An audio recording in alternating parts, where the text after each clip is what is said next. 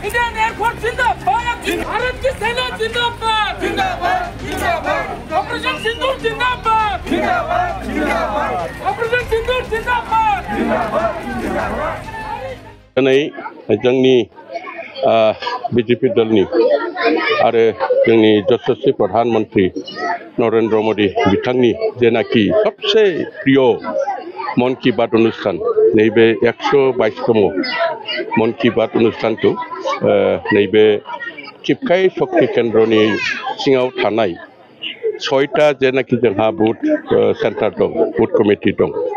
7टाया सिस्टिना निजाबो बिया खालामदों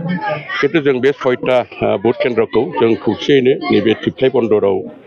जों बेहाय खालामनाय जादों दा बेवहाय बयबो रायजो राजाफ्रानो बिराद मोजां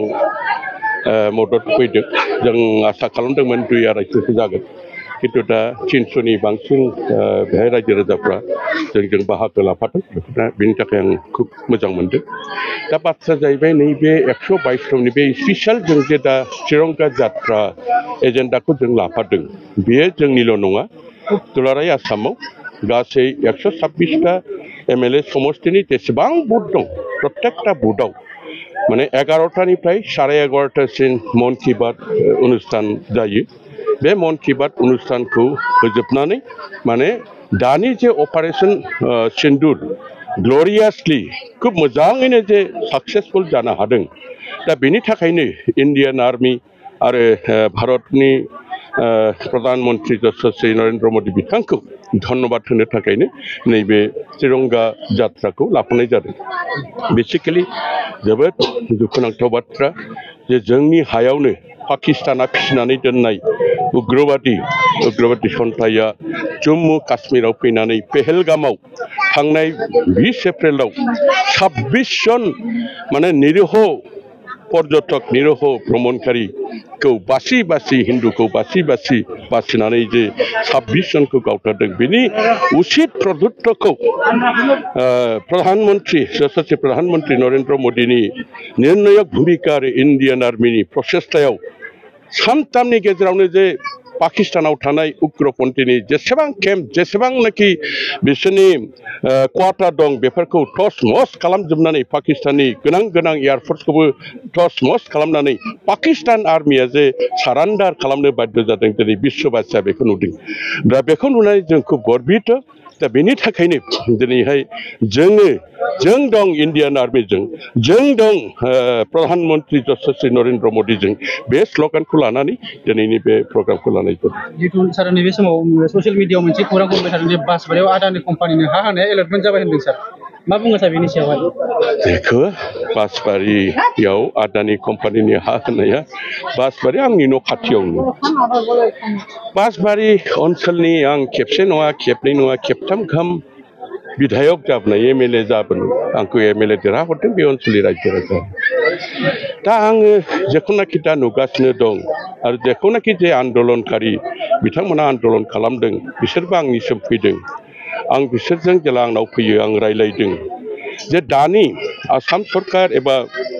मानगोनां प्रमद बर' बिथांनि दैदेननाय BTCनि CAM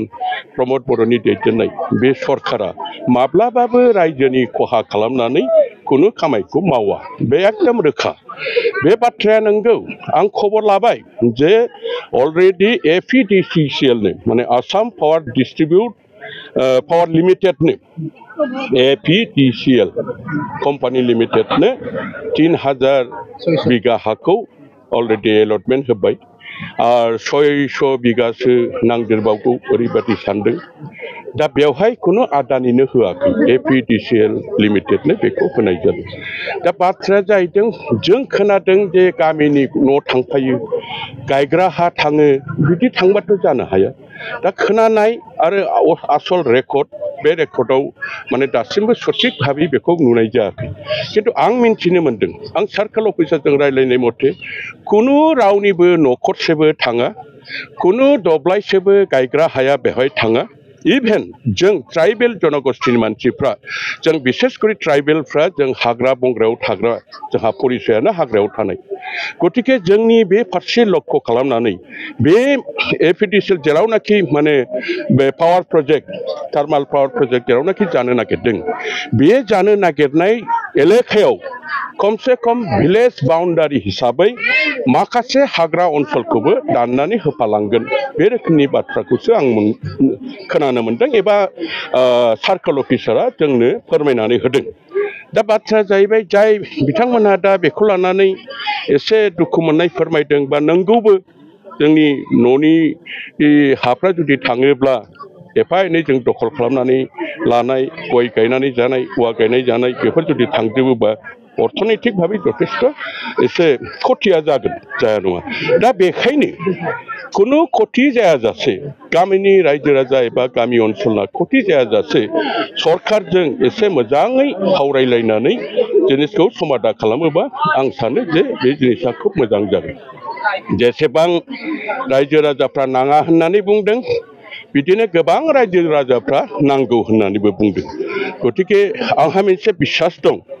जोंनि बिटिआर सरकार आसाम सरकारनि दैदेनगिरि बिथांमोनजों जाय बिथांमोनहा दा बेखौ आन्दलन खालामगासिनो दं हा होआ मा होआ होननाय बेफोरखौ जुदि जयै सावरायलायोबा सावरायलायनि गेजेरजों मोनसे मोजां समाधान जागोन होननानै आंहा मोनसे बिसास दं।